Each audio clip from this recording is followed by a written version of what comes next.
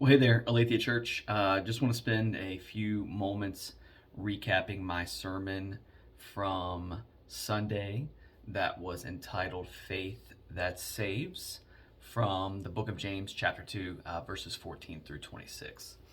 And one of the things I mentioned in my sermon was that verse 14 really is the starting point that James wants us to understand where he's coming from.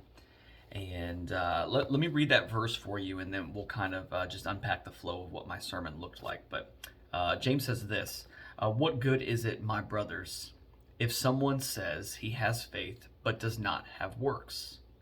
Can that faith save him?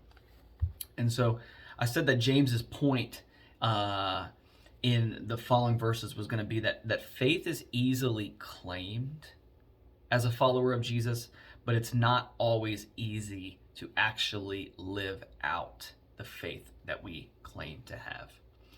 And James spends the remainder of his time in chapter 2 giving us two examples of fake faith, and he gave us two examples of true saving faith.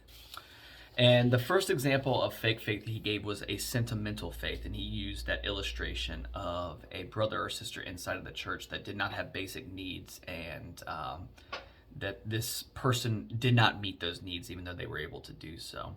The second example he used was the example of having sound doctrine or theology be the root of which your faith is solely rooted in.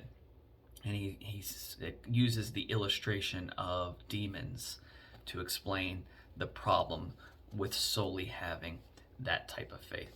He then moves on to give two examples of what he would consider to be true, genuine saving faith. And the first example was the example of Abraham. We spent some time unpacking that story on Sunday and why the story of Abraham is so beautiful. And then he gave us a second example, which was the example of Rahab, and why she was an example of great saving faith.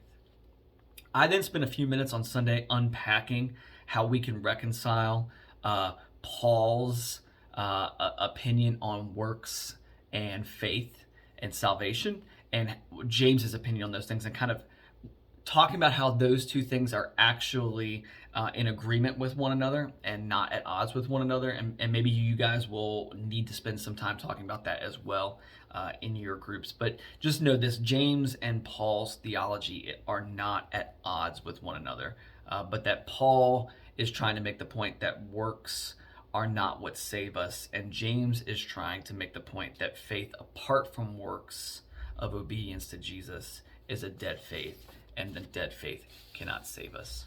So I hope you guys will just be honest with one another about your profession of faith and the genuineness of it and what that might look like.